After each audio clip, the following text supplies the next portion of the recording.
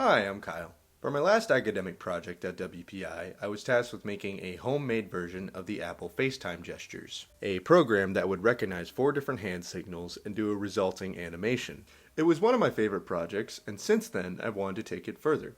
So I decided to make a keyboard that works using sign language letters. I completed the FaceTime project by using a trained Google Media Pipe hand landmark detection model to get the X, Y, and Z coordinates of 21 key points of my hand. This is fun to play around with, and I do have a starter file in my GitHub for this if you want to try it out. Once I had those coordinates, I just used trial and error to establish criteria for the 4 gestures. For example, the horns are detected by the index and pinky fingertips being higher than the other fingers. This was good for a few gestures, but would have been an absolute pain to refine for 26 unique hand signals identifying the 26 letters in the alphabet. I'd much rather use the mysterious black box that somehow seems to just work if you just don't ask it too many questions. I'd much rather use machine learning. Most of the time, you give a computer rules, like the gesture criteria, and input, like the images of my hand.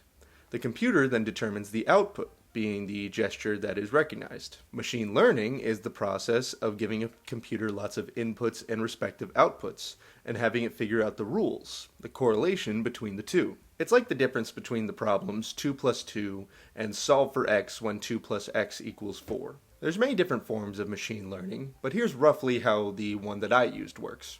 Say we took a bunch of NFL teams throughout history and placed them on a graph displaying their rank on offense and defense.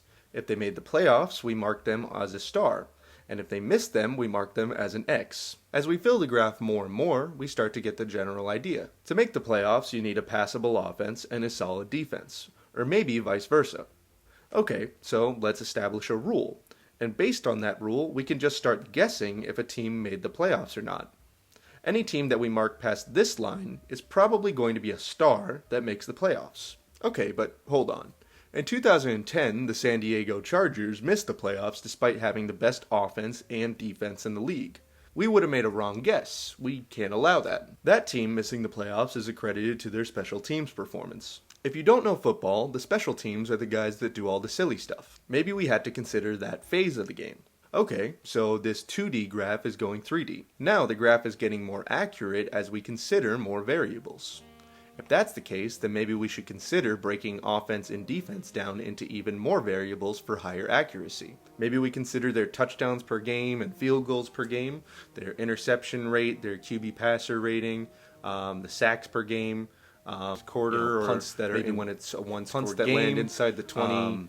Field goal completion rate, pass completion rating, track their stats, sacks per game. Maybe we consider their touchdowns per game, and field goals per game, clutch factor, interception rate, their QB pass rating, maybe one quarter, sack inside the 20 factor. Okay, so now we have something called an abomination.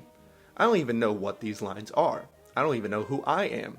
I couldn't even tell you where the 95 Vikings are, so we're not really able to visualize that many variables, or how we'd even draw the boundaries.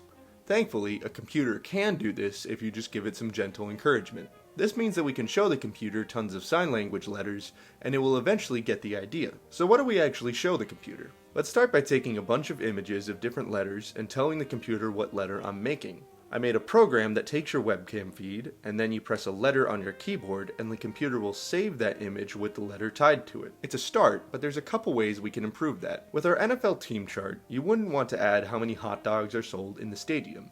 That probably doesn't affect the team's score. You're just confusing the computer, and it's already having a hard day. If we're taking the whole image of me with my hand, that's way more data than necessary. For example, the computer has to consider the color of every pixel. The machine might wrongfully think that my skin tone and the light of day play a role in what letter I'm holding up. It's too much information for it to handle. So, let's use Google Media Pipe landmark detection to reduce my hand down to 21 key points. Now, instead of recording the data as images, we can just plug the 21 sets of X, Y, and Z point coordinates into a CSV file. Much better. Our next issue is the position in the frame.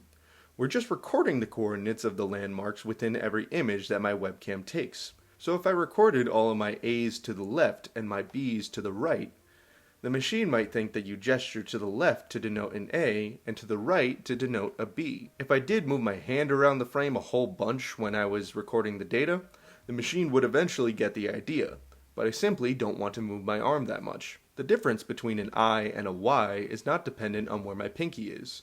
It's where my pinky is relative to my thumb. So, instead of recording the coordinates of every landmark, let's record the ratio between every pair of two landmarks. Now, instead of recording 63 values per entry, we're recording 630 values per entry. Another thing to consider is that the ratios can change depending on where you hold your hand. For example, if I hold my hand far from the camera, the relative distance between my middle fingertip and my wrist is not much. But as I get closer to the camera, the ratio changes as my middle finger goes higher in the frame and my wrist goes lower. So we're essentially going to crop the image by setting a new scale. The lowest landmark sets the new 0 for the Y value, and the highest landmark sets the new 1 for the Y value. The same goes for X and Z. Now, no matter where you hold your hand in the frame, the ratios stay the same. Finally, I changed the program so that rather than pressing a key to record a letter, it uses a toggle switch to set the active letter that's being recorded, and writes to the disk once per frame. This way I can just throw on a movie and bang out tens of thousands of entries with minimal effort. Now that we have the training data, we just set up a support vector machines classifier and give it 80% of the data to train.